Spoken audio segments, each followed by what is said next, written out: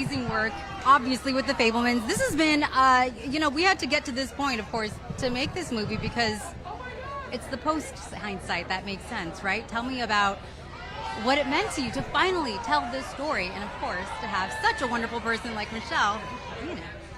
I was lucky to have this actor telling my story, our story, because it's not just my story, it's the story of my mom and my dad and my sisters, and it was just a beautiful, kind of scary trip down memory lane.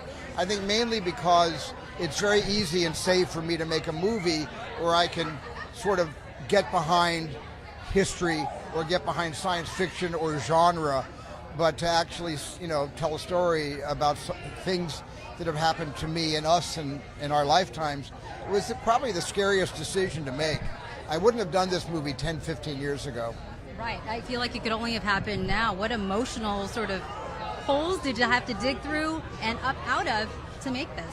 I think when I lost my parents, and orphaned, we lose our parents, we're orphaned, and I think that was the time I said it's time for a kind of, not an accounting, but a recounting of those years.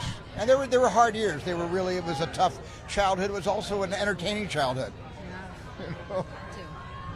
Talk about playing such a pivotal character in this gentleman's life. Well, how much time do you have? I mean, it's the most stunning thing that's happened to me in my career, and I'm not over it, and never will be, and kind of don't really want to work again. This was it. This is She does it. not mean that. I'm sure she doesn't.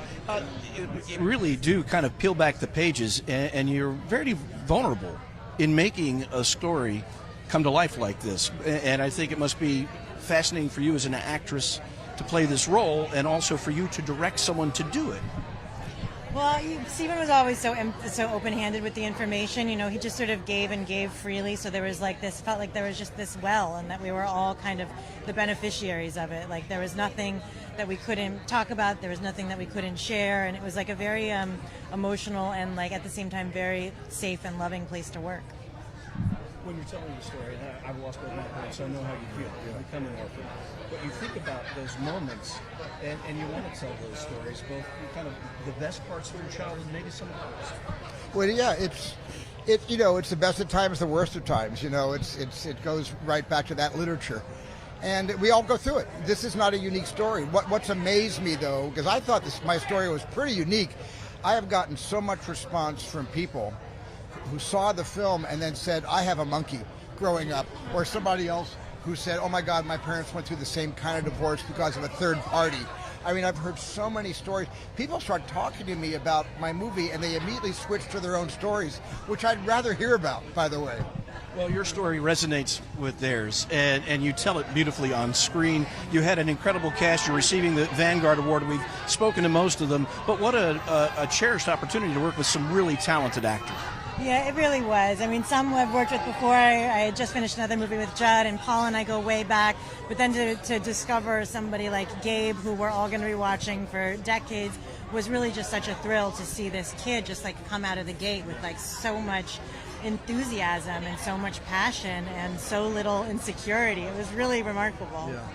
It was also fun to watch Judd Hirsch because he lights up the screen every moment he's on it. He does. Judd Hirsch is a force of nature. You also notice that we put him in a yellow taxi cab when he leaves his scene in honor of Taxi. Not unnoticed. A fantastic touch.